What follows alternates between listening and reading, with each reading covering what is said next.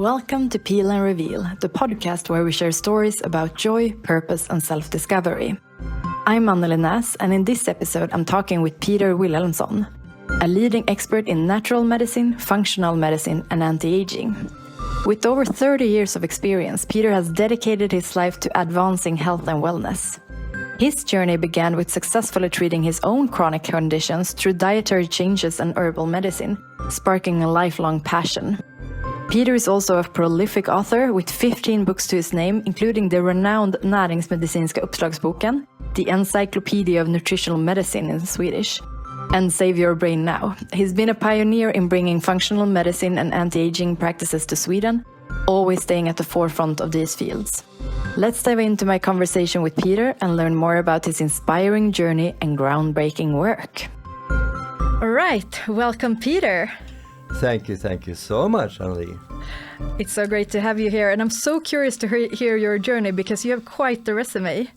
But I want to start in your childhood. How did you grow up? Well, actually, my dad, born 1910, in 1929, he got an opportunity. He was 19 years old to have a year in Chicago, 1 year, and this was a time of Al Capone and the Great Depression started. Oh, wow. So he had quite an adventurous year there in Chicago, and somehow, even though it was really tough times, he had a love affair with the U.S. So when he came back to Sweden, 1930, and then he met my mom, 1935, and then it took him about 25 years, over 30 years actually, to talk her into moving to the U.S. So he was very patient. And so we immigrated to the U.S. 1958. And then I grew up there for 20 years. How old were you when you moved there? I was 6 years old. Okay. So I had a really happy childhood. I just don't feel I have any childhood traumas to deal with. I have great respect for those who have, in functional medicine we call them adverse child events, who are working through their difficult childhood. But I only have happy memories, basically. Oh, that's awesome. So I had a great childhood. And then I lived most of the time, I was initially in the Midwest, and I moved to California. In Seattle I lived, but in California I had a fantastic junior high and high school time in Palm Springs, which was very beautiful. It's a golf and tennis place, a resort place, and I worked on a golf course. I went to high school. I went to college in the U.S. in L.A. So I had 5 years of college. I got a master's in English literature and a history degree, a bachelor's in history. And I started teaching some history and English, but then my hobby was, and my passion really was, natural medicine, because I had a lot of health problems. And I basically didn't want to be on cortisone and sprays for my asthma the rest of my life. So I started reading about diet and herbs, and I basically got rid of 90+% of all my problems when I switched to my food. I was raised on normal ultra-processed junk foods, like most people are. Yeah.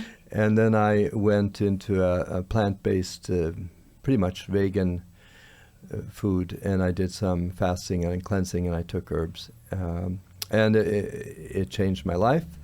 And then I went to lectures all the time, and I read books all the time. So that was like my hobby. And also, I remember going through all the organic gardening magazines, and was interested in organic gardening, and that was sort of like a hobby. And then when I got out of school and started teaching, then I felt that really my passion and my destiny was in natural medicine. So I started studying more seriously herbal medicine and natural medicine. And then we moved to Sweden. I met my wife in college. We moved to Sweden, and then I studied in Germany, Heilpraktiker, which is naturopathic medicine. And then I kept studying functional medicine, cranial osteopathy, and homeopathy. And my first practice in Borås, Sweden, was I worked with in a clinic, and there was an acupuncturist. So then I didn't need to do acupuncture. And my little dog Yoshi is cheering me on, so you'll hear a little bit barking in the background sometimes because he can smell and hear through the walls. So if he's smelling and hearing something, he might do a little bark. So that's a sideline. But anyway, so I felt like I should focus on nutrition and lifestyle because I felt there was such a lack of competence in the people who worked in the pharmacies. The medical doctors weren't trained in it.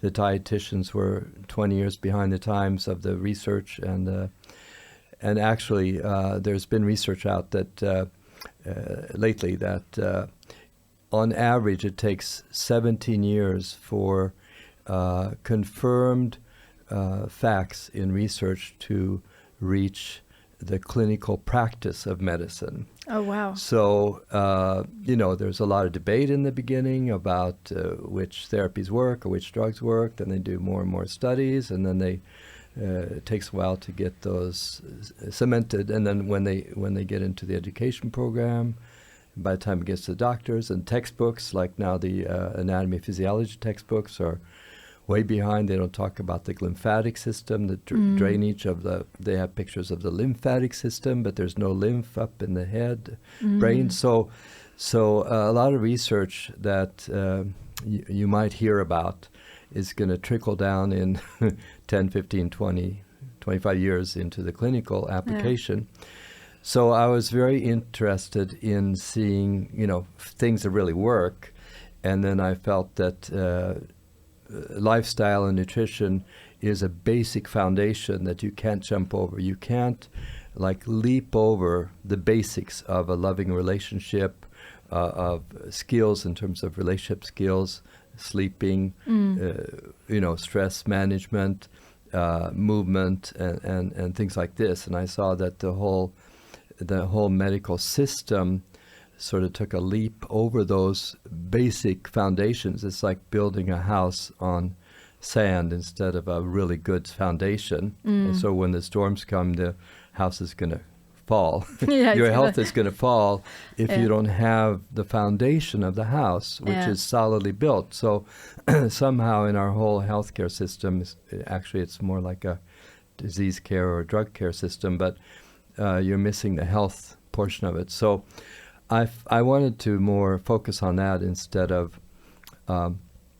the homeopathy or acupuncture. I mean, I like acupuncture. I've used it and so forth, but I felt that my mission was more in the lifestyle and nutritional area. And then I studied a lot of body work because I needed to develop my intuition. And I liked working with massage, chiropractic, and cranial osteopathy and cranial work and things like that, because it really developed my body work skills.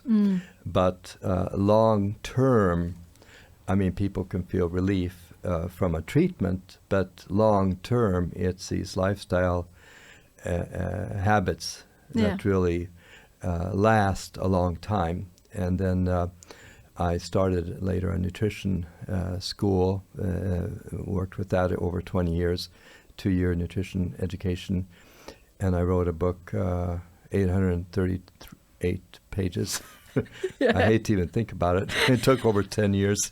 Oh my God. And people say, well, why don't you update it? Oh yeah, thank you very much. I've already got over that trauma. That's worse than all my childhood. Whatever I had in childhood. So anyway, I'm not going to update it. It's 1,000 hours or so to update it. So, but it's basically 99% accurate because our physiology hasn't changed. No. Our biochemistry hasn't changed, basically. Yeah. And our genetics changes very, very, takes a long time. So the changes all these new diagnoses and things, it's not because our genetics is so different, it's because the epigenetics, it's the influence on the genes. How is the environment and your lifestyle and your habits and toxins in the environment, how is it modulating or expressing your basic genetics? So anyway, so I've been working in this about 40 years now. I'm happily retired from clinical practice.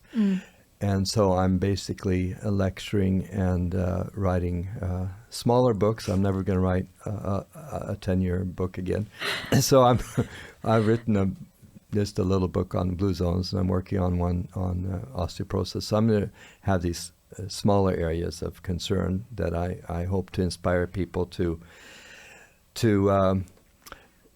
prevent it, and then when the problems come, to address it in a more holistic way, so that you get a better outcome with less side effects. And so I still have my passion for health. I'm building up a herbal forest garden, so I'm in year 5 of a 10-year project. I have about 120 herbs in my herbal garden, and so I want to keep active as a happy, healthy pensioner, and I love to spread health, but I feel I've been there, done that with my clinical practice, one-on-one patients. So. Yeah, that makes sense. I have so many questions of what you shared so far, but I'll go back and then we work forward. So, I mean, you had asthma, and you said that was kind of what sparked this interest. When did you get your diagnosis? And like what in that process was it that sparked this interest originally? Well, I think I'm just a very curious person, and I think I really like to know chain reactions or causes, like the cause behind the cause. And when I think of nowadays, people are very, very focused on their diagnosis. It's like when they found their diagnosis, whatever it is, ADHD or fibromyalgia, it's like that's the top of the iceberg. That's not the problem. The diagnosis, the problem is what's underneath, what's causing the diagnosis. So I think I had that critical thinking, which I think is very important with health and with politics and with whatever, relationships. You think, like, if you have a relationship or you meet someone who has anger issues, instead of judging them, you can be curious what's behind that, what was their childhood, what sparked that, what created that, So I think thinking past the obvious is very important. So I think I had that kind of a curiosity, and then it just made sense to me to investigate how you're living, what you're eating, and things like that, to even question it, to even go there, to even investigate that. And then I saw that, okay, I liked sports and things, and I didn't want to feel like I wanted to be limited. I wanted to be able to run. I wanted to be able to do things without having to take drugs the rest of my life. So it was just a journey, and fortunately I started just reading these books and going in lectures when I was 16, 17 years old.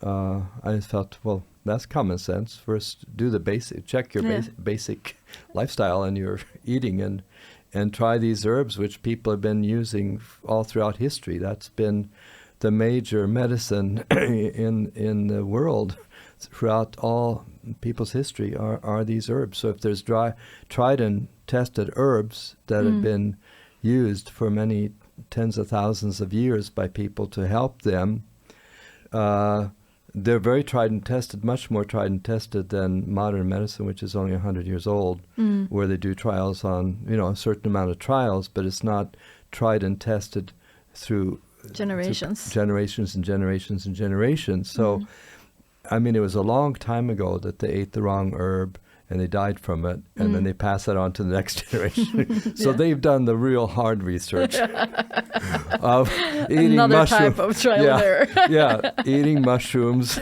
and then somebody died. The word gets around, even though they didn't have the internet. The word got around, and they had their oral tradition, and it went from generation to generation. These are the herbs you take if you get this kind of problem, and this is the type of plants you eat. These are plants you avoid. So that's, to me, much greater scientific evidence and proof than drug trials, which are often short term. Yeah. So that's the tried and true foundation of medicine, is looking at that and using that. So I think that God's pharmacy should be the primary pharmacy, and then the modern pharmacy is Plan B or C, D or whatever. So I really appreciate the drugs that have been developed and are saving people, but they're usually overused or abused, and it's because people don't deal with these basic issues and look for answers from therapies like acupuncture or meditation or breathing is a very powerful therapy, or all these non-toxic therapies that you can use first. So that's what I want to promote, that before you reach for that bottle of pills or get more pills, reflect on why this is happening in your body or your soul, and ponder on that and try to find the causes and deal with those, and look at your lifestyle, reflect on lifestyle issues and deal with those, and get non-toxic remedies first. Yeah, I think there is. I read some about what you do, but on a very basic level. So we will get in more into the depth. But I think sometimes that people think that it's easier to take a pill to solve whatever I need to solve. But I don't also think that they understand how easy it can be to just switch what you eat and work out more or whatever. So just out of curiosity, with your asthma in particular, what was it? What sort of lifestyle changes and herbs did you take to actually, just to give people an example on how something can be treated? Yeah, well, basically I changed from refined ultra-processed foods to more whole foods. So most people buy packages with 5, 10, or 15 ingredients, but I prefer only one ingredient, apple, or so as spinach, long as like you don't need to look at a long ingredients list, right? So you just eat what people have been eating, for as long as we've been on this planet, natural foods that are there, that are attuned to our physiology, our biochemistry, and our needs. So that to me was very, common sense, to mainly eat foods that are growing around. So I tell patients, I says, if you can grow it, or if you can catch it in the sea, fish it, or if you can hunt it, or or you can pick the berries. If you can pick it, grow it, hunt it, fish it, that's what our physiology is attuned to. That's what's always used, and that's what's tried and proven for health. So that to me was basic. But then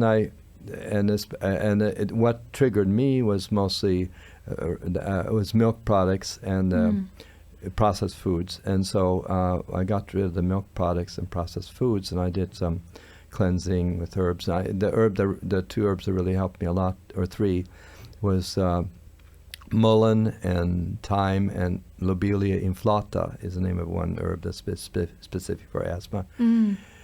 And mullein grows like a weed in most countries, everywhere. Okay. And it's a really great herb.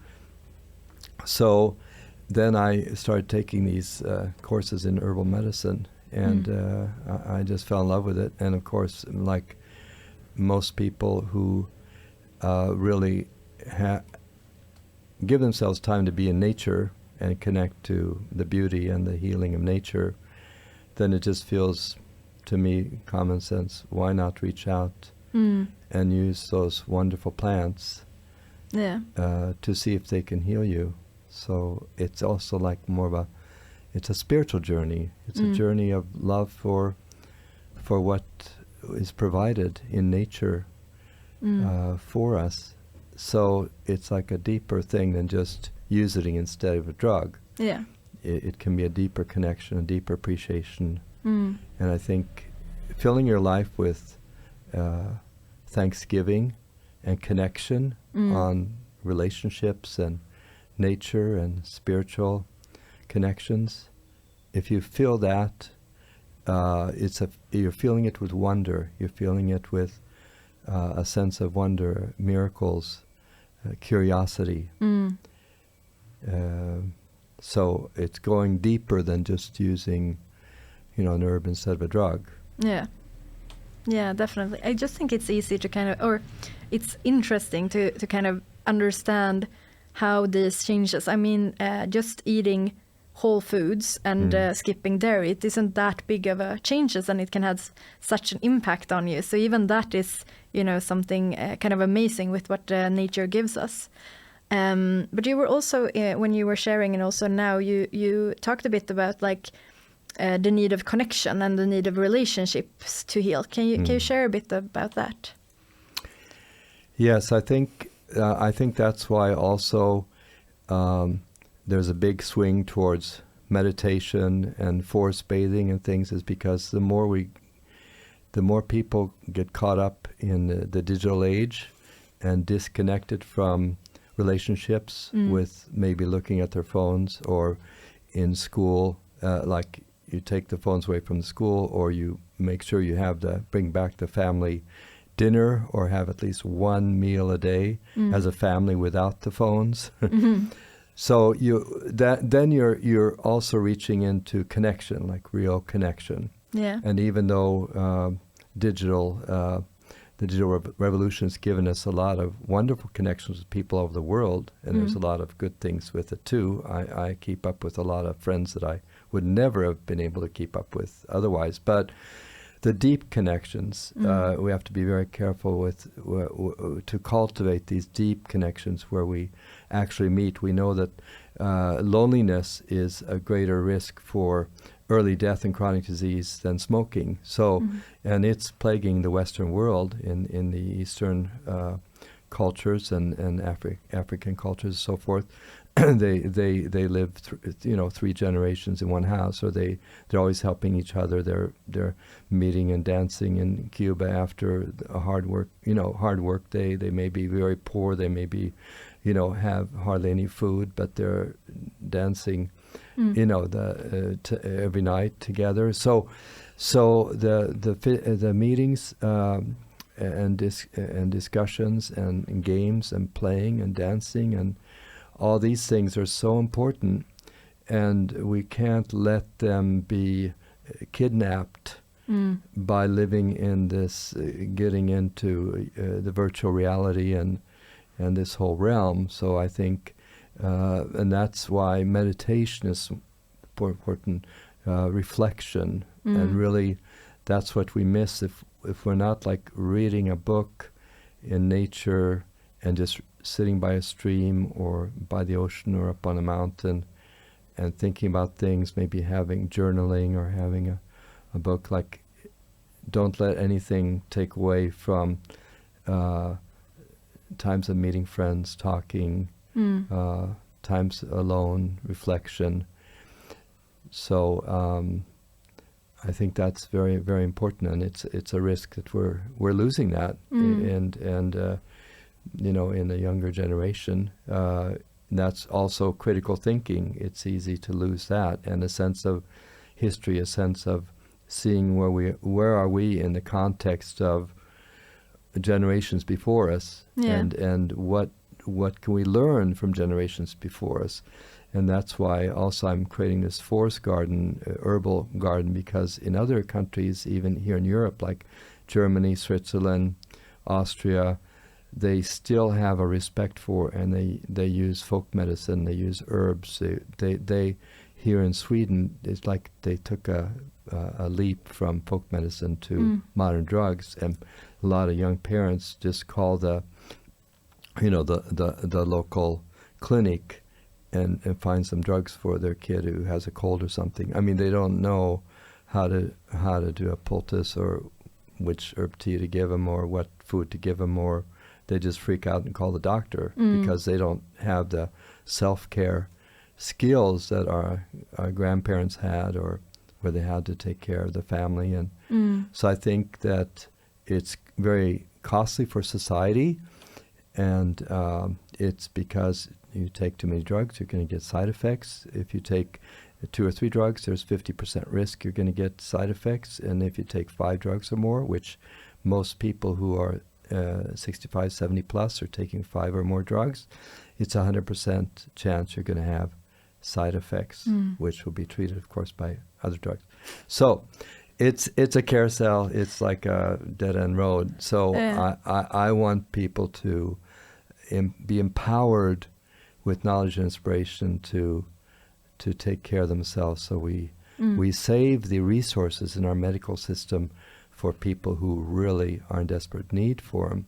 Yeah, who has gone too far. Yeah, it's gone too far, and they really need the money for that operation that costs a lot of money, or whatever, So we shouldn't waste the time of our healthcare system on things that we can prevent or we can fix with more simple means. Yeah, I also have this idea, and I haven't heard this from anything else. This is just like an idea I have in myself, that if you take a drug, like a substance that is not natural, the body first have to also get rid of that before it can actually work on whatever it needs to work on in itself. I don't know if that's true, but for me it's a mental note on, going natural first. Yes, the thing is that we call it in functional medicine, I studied over 30 years of functional medicine, we call it new to nature molecules. So if we've been conditioned, like with plants, we've been conditioned and programmed and used to using all the ingredients that are in the plants, the medicinal plants. And even if they're stronger plants, we use it with caution, but they can put a strain on our livers, our detox. But a drug, often maybe it has, you want to have the portion of the chemical that has a very strong effect. And it's usually, it's either going to stimulate something or it's going to block something. That's why you have acid blockers. And you have like antibiotics, anti-life. So you have something that's going to kill something, block something. So it may specifically do something and knock something out that could be a threat to you, but it also is going to have other effects that are not so desirable that you have to deal with. So, and then you can have these additives, like a lot of people want white pills, so they put titanium dioxide in the pill. They put it in cosmetics products. They put it even in supplements, some cheap supplements, and that's a toxin. And a lot of course, preservatives and dyeing agents in foods are also foreign to the body, and they're hard to process. Now, our livers have to process all kinds of. They have all kinds of detox systems. It's called cytochrome P450. It's different types of enzymes that bind different chemicals in our environment. So it can be heavy metals, it can be plastics, it can be things that are in the drugs that have to be processed. It can be caffeine. For instance, there's a study, it's very interesting, where they took amount of caffeine per kilo for a person suited to their weight. And they found that there was a difference in this small study of processing the caffeine from a half hour to 30 hours. So in other words, there's a 60 times difference, at least, in how we process toxins or chemicals. I mean, women have to process excess estrogen. That's why also, if you're producing too much estrogen and the wrong type of estrogen at your cycle, you're going to get the PMS problems, because you have spent hormones need to be processed, and waste products need to be processed, and we're always changing cells. We're getting rid of old dead cells, and we're building these new cells, and so everything we take in, it's in a package like a vegetable or something.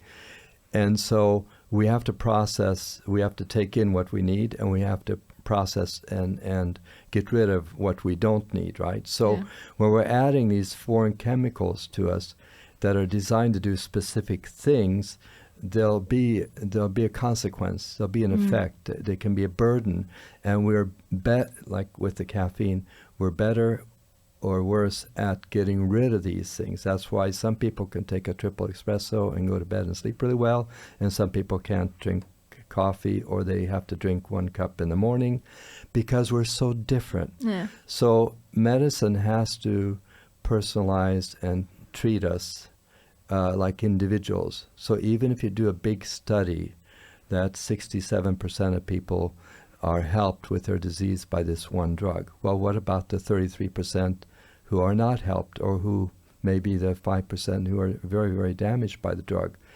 So, but you tend to treat people as an average, like instead of, it's like you have 1.8 children or 1.2 cars, or whatever, your family. Yeah. So it's like medicine needs to treat us as individuals, because we're very different in the way even the medical research has been basically throughout the years until the last few years, very focused on young men. It's been basically done on young men, so it's not appropriate for women, a lot of these so-called scientific recommendations. And then it doesn't take, also there's some genetic differences with Asians, for instance, or black people from Africa, whatever. So that's why one drug fits all. It doesn't really work. It doesn't work, just like it doesn't work with, like, everyone should have the same shoe size, right? Yeah, Like modern medicine is like, okay, you're female, you should have size whatever. Yeah, exactly. That should would be your hilarious. size. And how can you not respond to that size? I'd be like, We've done studies on it. That's the average for a woman. Why don't you better? But is it the same? Because I was talking to a friend about all these recommendations we also get about, well, how much water we should drink, how much we should sleep, how much we should work out, and so forth. It's like, at least for me, before kind of starting to, question these, I was so into like all these rules on how you should live to feel well that I kind of stopped listening to my own body, because my body lets me know when I'm thirsty, and it lets me know when I want to wake up. If I don't have too much stress, then it's maybe, but what do you say about all those more recommendations, and not that is one size fits all? Yes, I think it's very valuable with all these studies and all these recommendations, and then you just add this, this personalization aspect that, yes, that's an average recommendation, and it's good to know that average recommendation, but I might need less or more, or not need it at all, or whatever it is. So just application of it is good. That you get to know yourself. But I also think you can't wait for symptoms. You want to know things are processing before the symptoms. So that's why I think it's good to do comprehensive blood tests once a year, or something, because you're like certain organs, like your liver. When your liver starts becoming fatty liver, or you start having liver disease, you don't feel any difference. You don't feel any difference. It comes like, it takes, the progression of disease can take 5 years or 6 years or 10 years before, and then it comes, as a very dangerous wake-up call. So, but you can see it easily on a blood test, that your ALP or your ALT is, the liver enzymes are elevating, are being elevated, and that they should be 20% under the highest level, the highest normal level, because all these blood tests are on average half sick people who don't have pathology. That doesn't mean they're based on healthy or optimal health. They're based often on young people who've been partying or whatever, but they're not old enough to reap the, how you can do anything when you're a teenager in your 20s, and then when you're 40s, 50s, 60s, you pay the price, right? Exactly. Your roosters come home to roost, or whatever it's called. Anyway, karma, or, you reap what you sow type of thing. So I think the best way to cure a disease is not to get the disease. Makes sense. So you should not only apply what you can of these lifestyle habits, which are in the blue zones. I just wrote a book on the blue zones. I've written 3 books on them, but which are good average guidelines.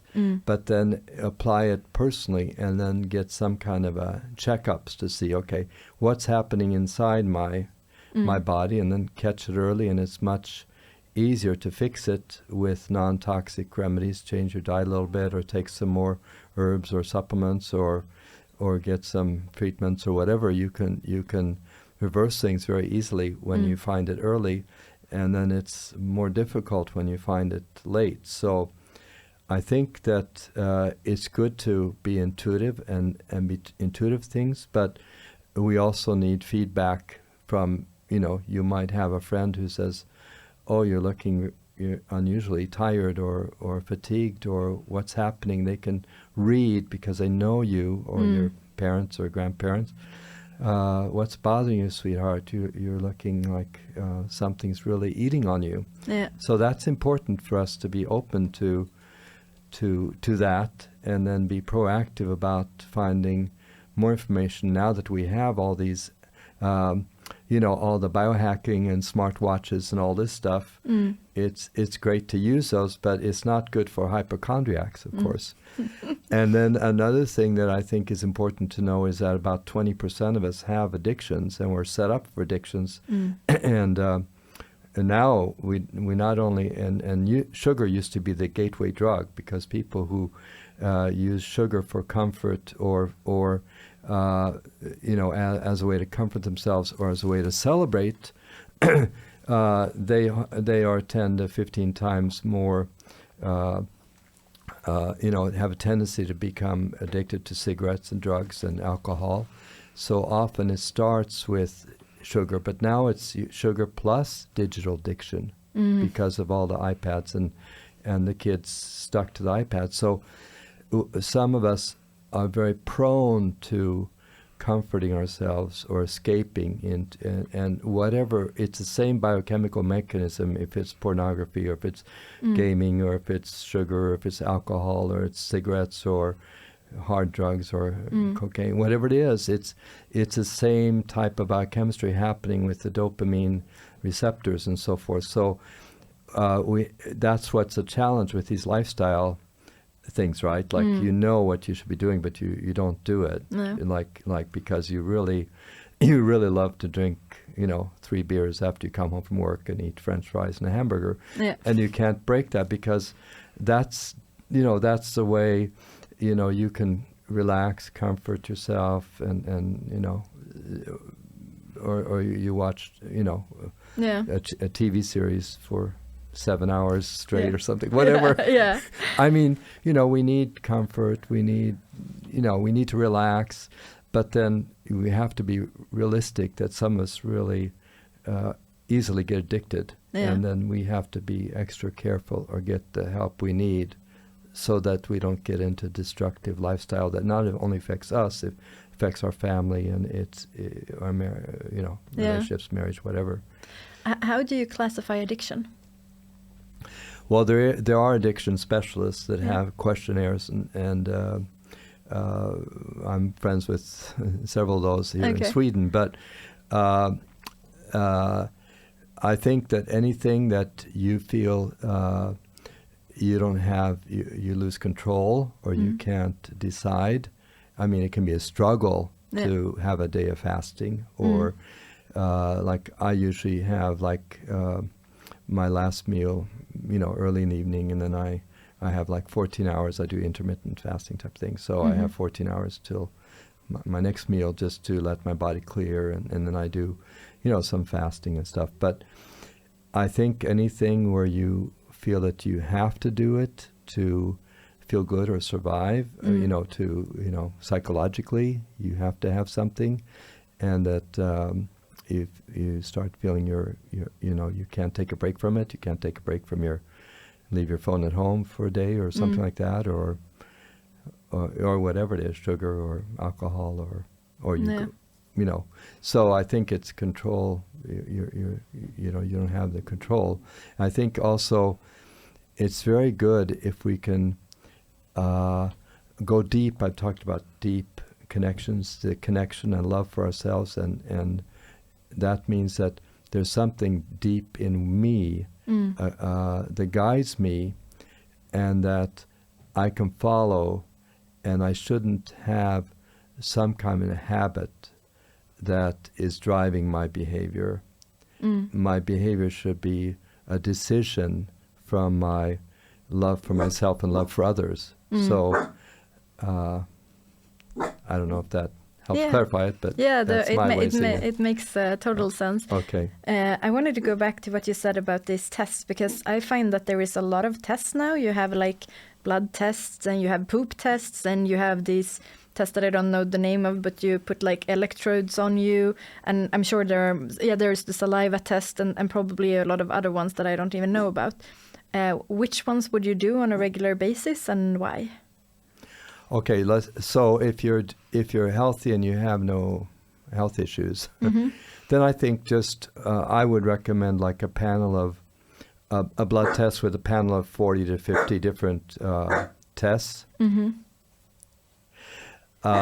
Just to know if your blood sugar, like some areas that you really want to know is if your blood sugar is getting out of control, or if you have inflammation going on, because inflammation that you'll see with your CRP, for instance, because the inflammation is going to cause problems. If it just keeps increasing, you're going to get symptoms from it, and the blood sugar too. So metabolic syndrome, where you have you're not controlling your blood sugar, you're getting inflammation, that's like the most, over 90% of the people who died from COVID or a lot of problems is because they had this metabolic syndrome. They had a combination of usually several of these factors. You had obesity, you have blood pressure problems, you have blood sugar problems, you have inflammation going on. So those are big issues, which can eventually create a lot of different diseases. And your immune system is affected. That's why you'll be more prone to, infections and pandemics and influenza or whatever, pneumonia.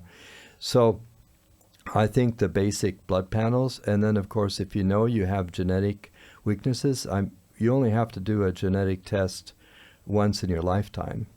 And there are genetic panels now. They've come down in price so much from the last 20 years. So now for between, let's say, 300 euros or dollars to 900, you can get a genetic panel with very, very good recommendations on food, exercise, lifestyle.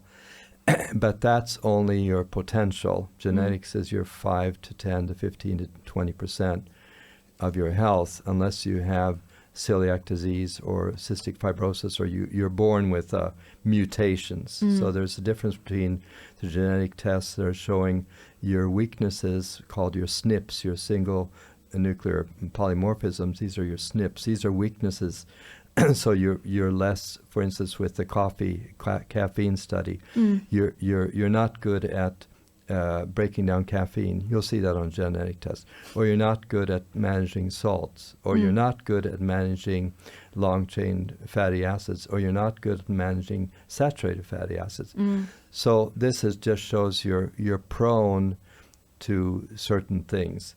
But then depending on your lifestyle and how you live, you're going to either accentuate that weakness, or you're going to dampen that, or you're going to lessen that weakness. So genetics is the map, your DNA information that's in the background, and then how you live your lifestyle and what you do. That's more important. Like the toxins you take in. And your food and your lifestyle is more important. But just to know that genetics, and if you don't take a genetics panel, just to know a little about your family history. Maybe there's a lot of cancer in your family. Maybe there's diabetes. Maybe there's rheumatism. So just knowing that there's a lot of that in your family, then you would be, maybe want to include that in your panel, so if there's a lot of heart disease, you would like to know, you would get a deeper panel on the blood fats, and the lipid panels would be more detailed, because cholesterol and LDL cholesterol are very gross and they don't tell you much, but you get your ApoB to ApoA panel, for instance. Ratio is very important. And I have to write this down later. Triglyceride to HDL ratio, and your little protein, little a. I mean, there's the sticky platelets, the sticky cholesterol and stuff is very important. So if you know there's a lot of heart disease, then you get more. Then you get the basic panel plus the lipid profiles and stuff. So you just think in the back of your head, okay, without being hypochondriac. You don't want to create disease, right, by overthinking. But just that, okay, I'm in my 40s, 50s, 60s. I'll get my basic panel, which has 30, 40, 50 markers, and I'll make sure I have a good cardiovascular markers in there, or the the blood sugar markers in there. Then, because usually it takes 20 years to develop diabetes or cancer or cardiovascular disease, you want to catch it in those first 10 years. Then you can easily just keep pushing the pathology in front of you. Yes, 10 years ahead. It's like I do with age. I always think like, now I'm 72, but I think, okay, oh yeah, those old people. Then I think of people who are always 10 years older than me. So of course, when you're in your teens, 30-year-olds are all really old, right? Oh my God, yes. So they're really old.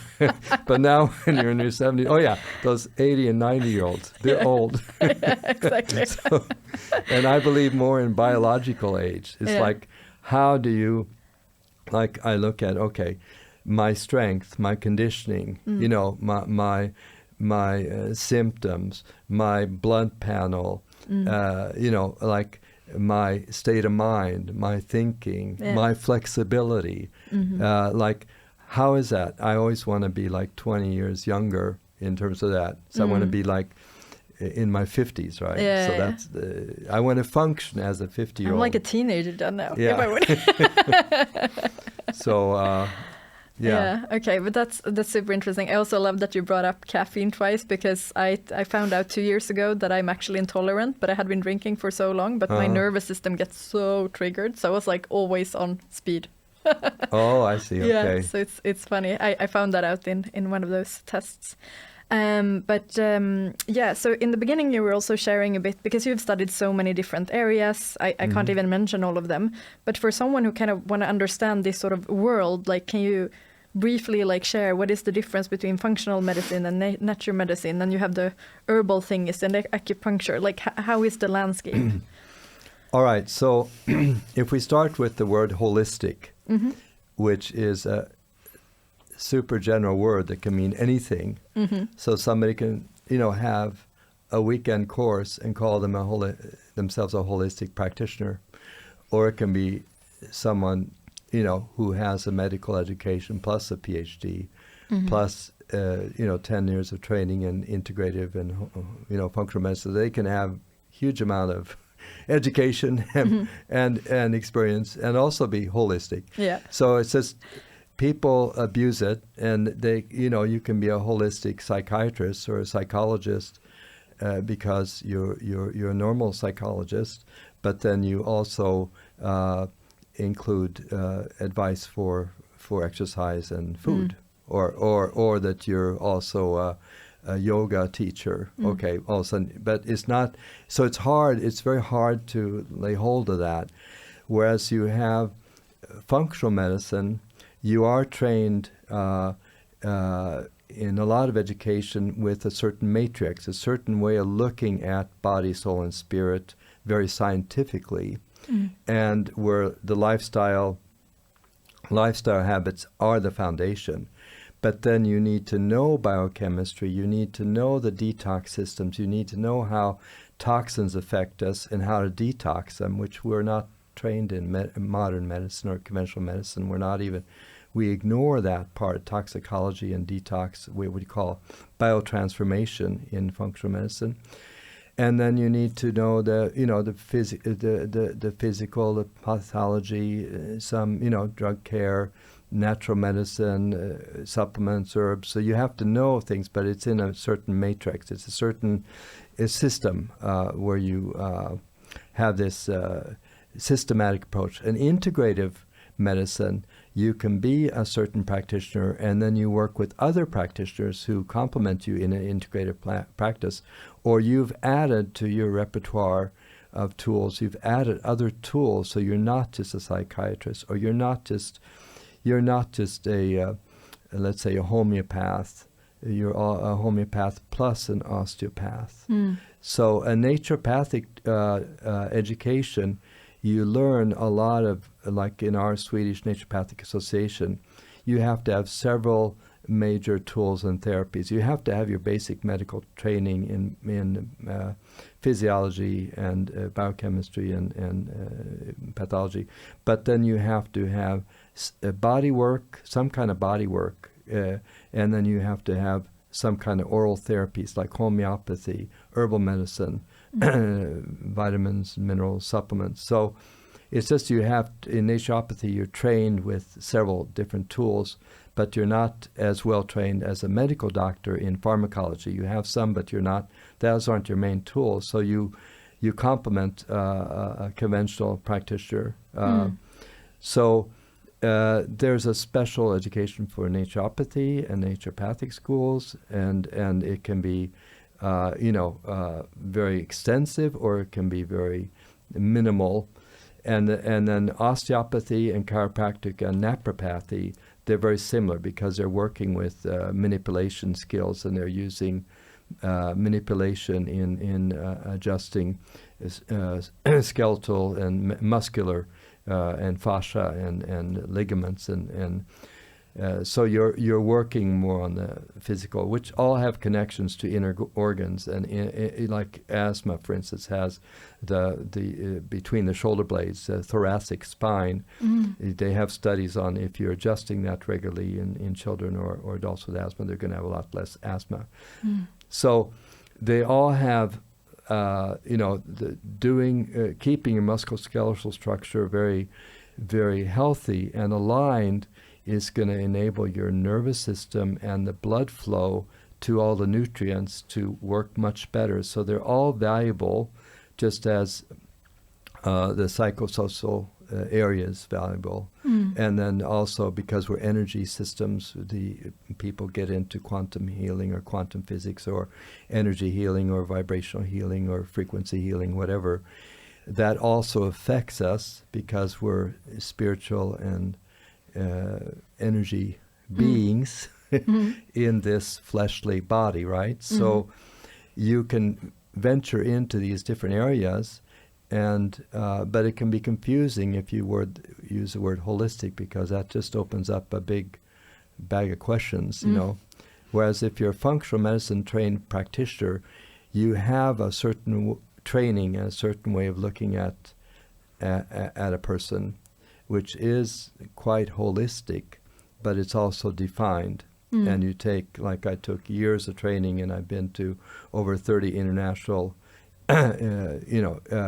conferences and classes in functional medicine. So it's a long road, but I think it's so valuable because it opened up in a scientific way. It's very scientific, and sparked my interest and my curiosity. But it's also based on a lot of scientific studies and stuff like that. I like it when you marriage and integrate all these areas, like the right brain, left brain. I love to find really brainy, genius people who are also heart-centered.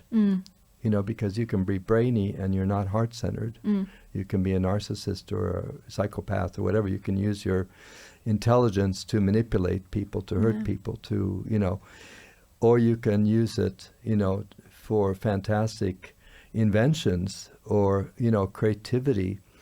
So if you can develop both your heart knowledge and your heart connection and your brain connection, and then integrate them, that's like the best of both worlds. Yeah. And so hopefully this whole area of complementary medicine and conventional medicine can sort of drift or marry some way in integrating these different areas of scientific breakthroughs and proving things and validating things so we feel more secure with it and we understand the mechanisms and how it works, and yet honoring our personal intuition and our personal choice and our personal freedoms, which were greatly abused during the 3 years of the so-called pandemic. So I think that's very important, that we honor each person's decisions and then we give them a lot of choices. Yeah.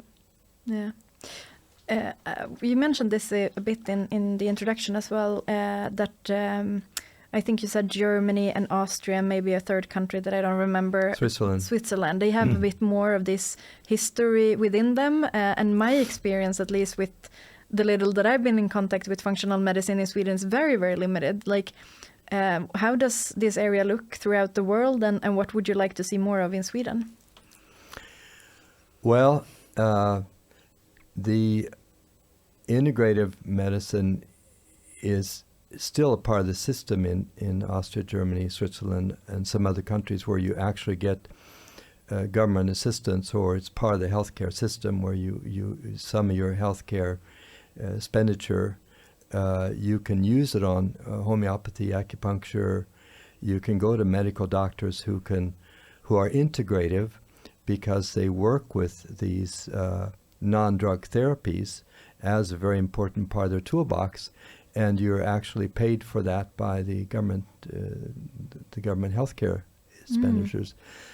So that's a big difference from Sweden, where all these other therapies that are not controlled by our current drug care system or disease care system, it's out of pocket, or it's very difficult to get innovative therapies or integrative therapies that are outside the strictly controlled healthcare system that we have in Sweden. And that's one reason I never went on to get a medical degree, an MD degree, because I knew it's a hierarchy. It's sort of like a religion with a high priest, the surgeons who make the most money, and then whoever's running that clinic or that hospital make a lot of money and make the big decisions. And if you're a bad boy, if you do something that's outside the protocols, then you can lose your job, or you'll be bullied or whatever, So it's a little bit too strictly hierarchical for me. And so I know I have friends in Finland where they work in the hospital or the government clinic in the morning. And then if people want integrative care, or then they just say, well, in the afternoon you can come to my private clinic, and then I can talk to you about supplements, nutrition, D-vitamin, whatever, antioxidants. I have an antioxidant clinic, and then they pay for that out of pocket. Or other countries where it's actually supplied, or you have a fund that you use for complementary medicine. So we have none of that here. It's very strictly controlled, and so I don't think that's good, because it's you have paid a lot of money into the system, but then if you decide to get resolution to your problems, or you feel that this certain path is what you want to take to help your rheumatism or arthritis. I used to have a health retreat in Dalarna where we actually got money for people coming 1 or 2 weeks, because we got such good results with rheumatism patients. But that was gone, 30 years ago. Basically, that money is gone. But and in Germany, I think they've been cut down on this too, because pensioners used to get 1 to 2 weeks of at a health retreat where they could go and get massage and get healthier foods and different kinds of therapies, acupuncture and stuff like that. So I think that the medical profession is very strictly controlled, and influenced by the drug companies, because medical education is very controlled by influences of the drug companies. And those who run these institutions have very similar backgrounds. They've gone to pharmacology school together or medical school together, and so the integrative aspects are not brought in so much, or not integrated into the system. Now you have some acupuncture, but it's mostly symptom relief acupuncture that some doctors or the physical therapists may learn in a few weekends. So it's not like a TCM, a Chinese doctor who's trained for years and years and does pulse, diagnosis and gives you acupuncture to balance your body systems, maybe 10, 15, 20 sessions to balance your body system. That's real acupuncture. Yeah. To just take some needles for your migraines, they should call that something else, But there's a difference between real training and competence, and then just using bits and pieces and calling it something where it's really, just a surface level type of knowledge and treatment. Yeah. Interesting. I kind of wanted to bring this up also because I think that many from other countries that may listen are very impressed by the Swedish healthcare system, because all they see is that it's free, but giving this kind of aspect to it, you kind of also realize that it's free, but it's also maybe very limited or very controlled. But you've also studied the blue zones. We never really got into that. Tell me a bit about what you have researched there and what you would recommend people who.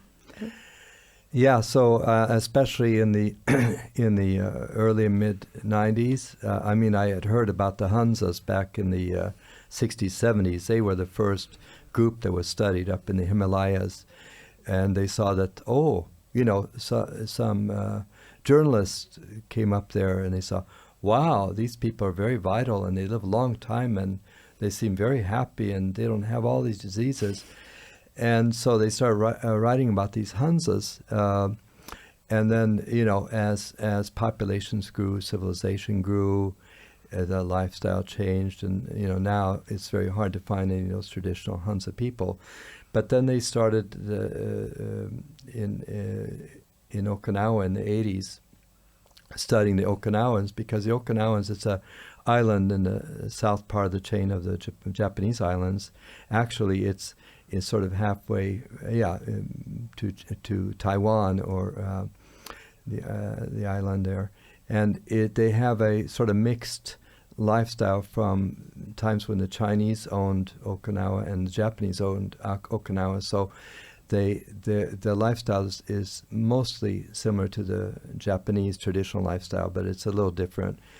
So that was one of the ones that was mostly written about during the 80s and 90s, especially by one called Dan Buettner. He wrote cookbooks, he did a lot of research there, and he's helped direct this new Netflix series about the blue zones, living to 100. And so I've always felt this common sense that, okay, if I want to be a really good carpenter, or a really good tennis player, or a really good golf player, whatever, then I want to, be taught by the best, Tiger Woods, or I want to be taught by Djokovic or Federer. Or I want to go to a master carpenter or, cabinet maker, or it's like, why not learn from the best? And if you really, people say, they say theoretically, health is the most important, and they usually say that when they're really sick. Not when, yes. It's like, okay, why didn't you work on health if that was your big ambition in life, is to be healthy? Okay, well, no, they thought they could go to McDonald's 3 times a day and be very healthy when they're older. So quite naive. Mm-hmm. So in other words, if you want to be healthy throughout your life, learn from the people who have been successful with that for centuries and centuries and centuries, who live at least 10 years longer and don't have the plague of a lot of these chronic diseases. So the health span, there's the actual chronological age, how long you live before you die, but then there's a health span, and that's the amount of years that are healthy years, without chronic disease, without need for knee replacements and hip replacements, and taking 5 or 7 or 8 drugs or running to the doctor all the time. That's not what I call healthy living. I mean, it's, it can be needed if you've got yourself into that mess. But let's try to extend our healthy years, where our physiology, because we're self-regulating. When we're healthy, millions and millions of things are happening every second in your biology, in your physiology, in your biochemistry, that are always self-correcting. So you don't have to think about your menstrual cycle, for instance. It's like when your menstrual cycle gets bumped out and you start having a lot of issues with it, or heavy bleeding, or whatever issues you have, you've lost this automatic self-correction. And it's like all your physiological and your mental, it's like when you start, struggling with depression. You didn't used to have depression, and then all of a sudden you're struggling with depression. Okay, what's that? You've lost something that's been automatic, that's self-regulatory. And then you're trying to fix it with therapy or, cognitive therapy or drugs or whatever. But before this, it just worked. You were always a happy person, right? So let's extend that self-regulatory happy state until we fall asleep. Whether we're 80 years old or 90 or 100 or 110. It's the healthy, happy years that we want to extend. I'm not so concerned that I want to live to 100. I don't want to live to 100 if I'm really sick the last 10 or 12 years, or I'm, have tubes, in me and stuff like that. So then we study these populations that are healthier, that live maybe 10 years more, but they have 20 more years of health span. So then you look at these people, and they've done this, and you have those, and I visited Okinawa, I bicycled around, and I talked to researchers there, and I visited Ikaria, I visited these towns in Crete. I haven't been to Sardinia yet, and there's other places that are known, like Loma Linda I've been, and that's like an exception to the U.S. chronic disease unhealthy population. That's Seventh-day Adventists living in the Riverside area in Southern California. So I've been there, and then I've been to some of these other ones. So there's like 10 or 12 of these blue zone areas where people are living longer, and they have less of these chronic diseases, the epidemic of chronic disease, which has increased so much. And I mean, the rates of autism, the rates of depression, the rates of anxiety, the last 20, 30 years is just so scary. Autoimmune disease. And as Robert F. Kennedy has said recently, he's taken the statistics that when in the early 70s there was 6% chronic disease, and now it's 60% in the average person in America. And I know when I grew up, I didn't know kids that have all these problems. I never met a autistic or ADHD or whatever. All these people with chronic problems. I didn't meet those kids. I didn't know about those kids. It's like it wasn't in the media all the time and stuff like that. So there's something that's happened, and I believe it's it's a combination of lifestyle, stress, but also glyphosates.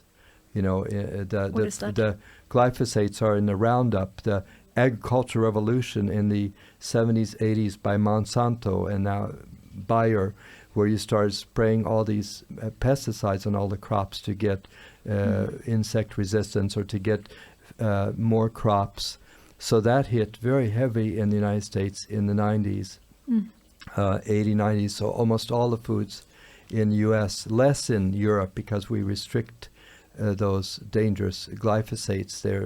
They've been studied to be cancer-causing, and they're problematic. So we restrict them here. But it's basically the food supply is it's not only that Americans eat processed foods, ultra-processed foods, but they're very contaminated with pesticides, and they have like 1,000 things ingredients, extra ingredients that are toxic in the food supply. So you have the contaminated food supply, and then you have the oceans and the plastics and the rivers and the PFAS, forever chemicals that are in people's clothes, that are in hygiene products, that are in tampons, that are in cosmetics. So we've had everybody, when you test them thoroughly, everybody it's ubiquitous. Everybody is contaminated with chemicals and metals and plastics and these toxic foods. So I mean, we've done like the worst possible scientific experiment on mankind by contaminating them with these processed foods. So it's very hard now with the to realistically live like blue zones, because and I asked my patients when I was in the 70s, 80s, 90s, I asked the older patients, like who were in their 70s, 80s, 90s, how many kids had asthma, or how many kids had allergy when you grew up, or how many kids had eczema, or like you know, like it was so rare in the 20s, 30s, 40s, 50s, you know. So much has happened these last 30 years in terms of the chronic disease, and it's not just one thing. I think it's like, how do you get a perfect storm? I mean, like when is there a tornado or a hurricane? A lot of things have to converge at the same time. Like a lot of factors in the weather have to go wrong at the same time. And a lot of things have gone wrong the last 30, 40 years. So the blue zones are showing us, if we really live in connection with nature and eat natural foods and have, you know, relationships, you know, and laugh and play and be happy, and life is wonderful. So this gives us hope. Okay, we're going in the wrong direction. Maybe we should move in another direction. I think that this is, when you go to one extreme, you're going to swing to the other. So I think there are lots of young people now waking up and wanting to grow organic food, live in a community, live more naturally, you know, in connection with nature. And so it's like a reaction to all the, you know, the other direction, right? So, yeah, but this is so interesting. Can we, I mean, I guess you have different solutions to like all diseases, but ADHD is something that I find a bit more interesting, because for me it seems like I don't think I have one friend that does not have ADHD or ADD. Can you do anything about it when you have kind of gotten it or been diagnosed? Well, let's see, 2017, 18, 19, I worked hard on this book. It's a 500-page book. It's called Save Your Brain Now. It's in English, and it's on Amazon. And then in Swedish called Rädda din hjärna nu. So I wrote this book about brain health. And I had a colleague who's done a lot of research at a university and hospital called Sahlgrenska, who's researched a lot of concussions and things like this. But basically, there's something we call broken brain in functional medicine, and that's basically that, as I said before, a lot of the modern medicine or chemically focused medicine jumps over healthy, optimal brain function or lifestyle things. You know, like, so one question is, okay, on all these diagnoses, if it's anxiety, depression, bipolar, ADHD, ADD, autism, all these disorders, let's look at first, what does a optimally functioning brain look like, and what does an optimally functioning brain need? Nutritionally, lifestyle, environment, parenting. Like let's look at the ideal, like the blue zones. Let's look, what does a population need to be very healthy and happy? Well, look to the blue zones. They've done it. So it's the same here. So in our society, we focus on these diagnoses And okay, before we get into medicating these people, let's give them the basic things that they need. And one area is that our brain is a big heavy clump of fat, right? So it's mostly fat. So in other words, the fats that you consume are important. So duh. Like you're carrying around this big clump of fat here, this big fat head. I never thought about my head as it's a like, big fat clump of fat. So if you give it really good fats, it's going to affect it. If you give it French fries and processed foods and these seed oils, toxic seed oils, which are in everything, it says veg fat in bread, in ice cream, in candies. It's everywhere. In processed foods, you'll see vegetable fat, or people cook with corn oil or vegetable oils, cheap oils. You go to restaurants, they're frying foods and they're creating all these toxic fats because they have these cheap seed oils which are very sensitive to heat. Instead of using butter or coconut oil or lard, for instance, that are saturated fats that tolerate more heat, they're using these cheap oils. Well, that's part of the curse of the processed foods, is all these oils. I mean, we talk a lot about sugar. Everybody knows sugar is not so good, but a lot of people don't know that these oils are bad. And if you do a simple test, it only costs about 100 euros to do this test, and you just prick your finger and send in your blood to certain labs, you'll get a fatty acid test, and it'll show you your omega-3s, your omega-6s, your saturated fats, your omega-9s, your omega-7s. So it'll show you the panel, your composition of fats that you eat, right? That's in your blood that later give you a healthy brain or a sick brain, a broken brain. Wow. So let's start with the basics. Let's, for this big fat clump that you have on your head, let's eat the good fats. So how much do they talk about that when you hear all these experts? No, like nothing. they miss the basics. That's one basics, okay? And then, and then there's, of course, all the lifestyle things with sleep and exercise. And back in the day, before they had these diagnoses, of course, they had kids who were, when I grew up, we were hyperactive and had a hard time concentrating, and they got into sports and they ran and they competed and and the mothers knew, oh, just send the kid out and let him play sports all day and he'll be fine. So I mean, yes, we didn't have as much specific diagnoses, and we didn't.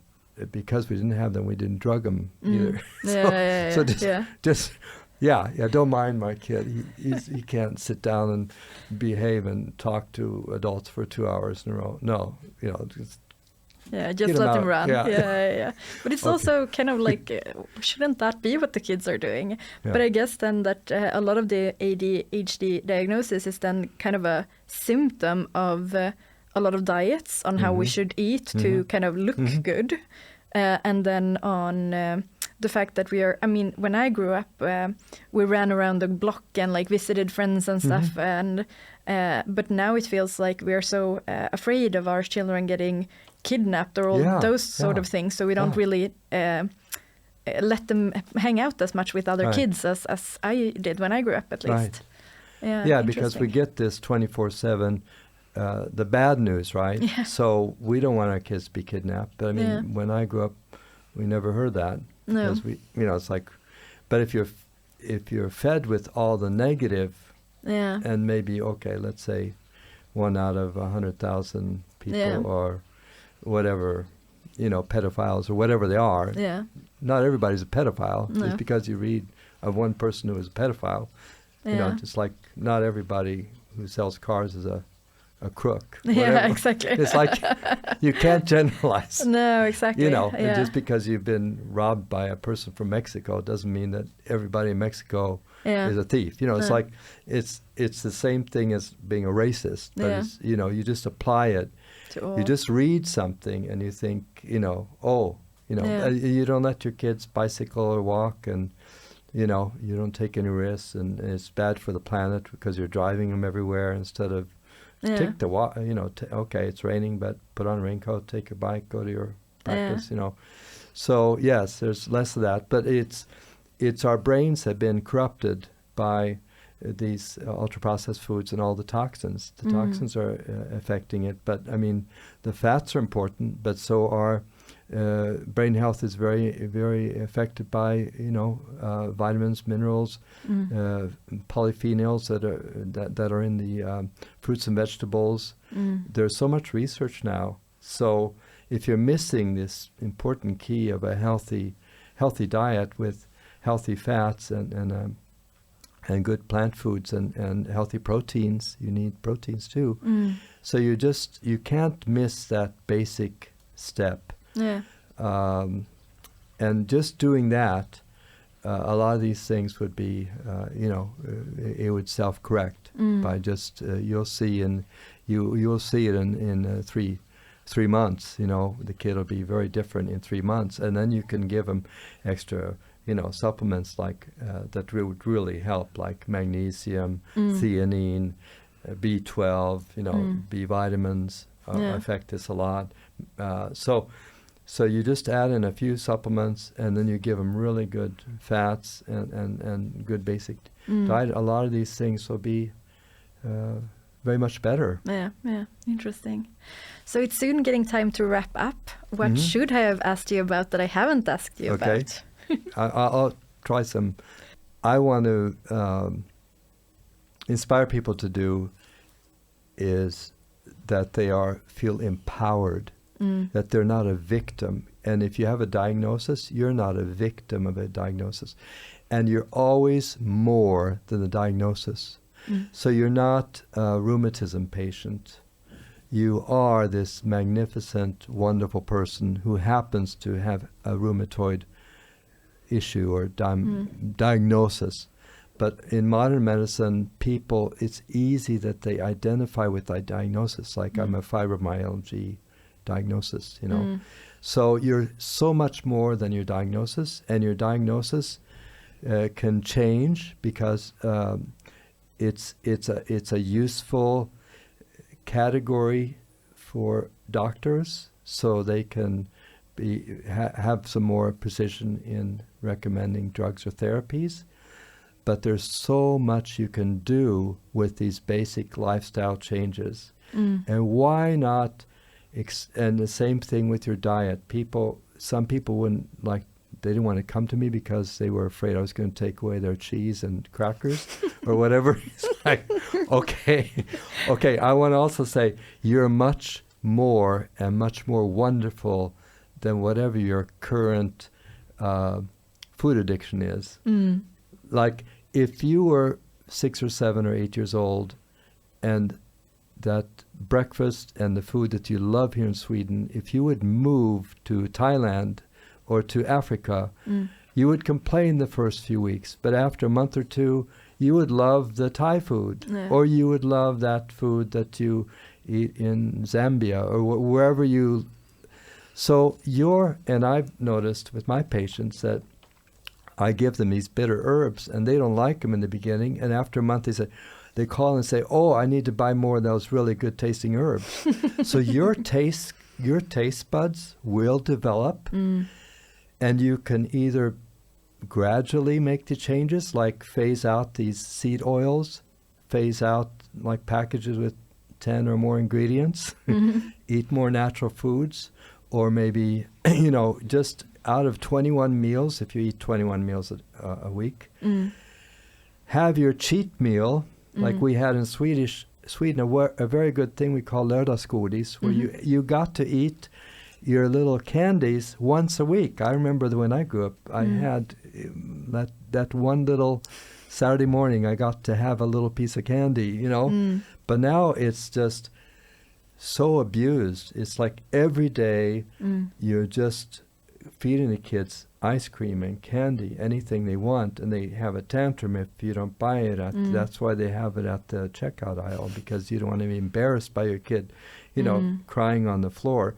So just either gradually experiment, or if you have a more, serious disease or issues, or you want help, then you go to someone who's a clinical nutritionist or who is well educated and health coach that can help you with your lifestyle stuff. Get help. Just like the best tennis players or golf players, they always have coaches. Yeah. I mean, they're better than their coaches at what they do, but they have coaches. Yeah. And some of us need the coaches, and we need to adopt other friends. If our group of friends are people who hang at the bar all the time, and that's where we meet all the bar, maybe we should, go and find some friends in a gym, and like that's part of my tribe. Is I used to hate going to the gym. I love going to the gym now. I look forward 2 or 3 times a week going to the gym. They're very positive people, and they're pushing me a little bit, and I feel like energized because I'm doing workouts with them and stuff. So, experiment. Yeah. Make it a mystery. Be curious. Experiment. Make some changes in your life. See what happens, and then you make some other changes. Or some changes might not work for you, and some are wonderful. But let's make changes. Let's grow personally, spiritually, and throw off some of these diseases and symptoms. You are not destined to have these. You don't have to have them. No. That's beautiful. I kind of also want to just add into that there is a concept I learned a few years back about of an accountability partner, which I think has helped me in a lot of like the habits I've changed.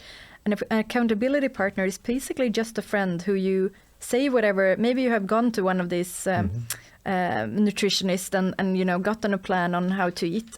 And the accountability friend is someone you maybe talk to few days a week or maybe once a week, and kind of like report back your progress. Because if you need to report back your progress, you will feel more bad about like cheating and stuff, and eventually it becomes a habit, and it's not the thing anymore. But that has helped me change a few habits. That's a great tip. Thank you so much for that. Yeah, I'm adding That'll it make to all this work in your life. Exactly. Get with some new friends who inspire you, and have an accountability partner. Maybe do some journaling. It's also a type of accountability. Yeah, definitely. And I also think it's good if the accountability partner is actually better at what you want to become better at, because sometimes you go together with the friend who kind of needs the same change, and then you can kind of like forgive each other a bit more. Yes, they take you off the hook. Yes. Yeah, exactly. Okay, well, thanks a lot for this time together. Yeah, thank you. Thank you so much.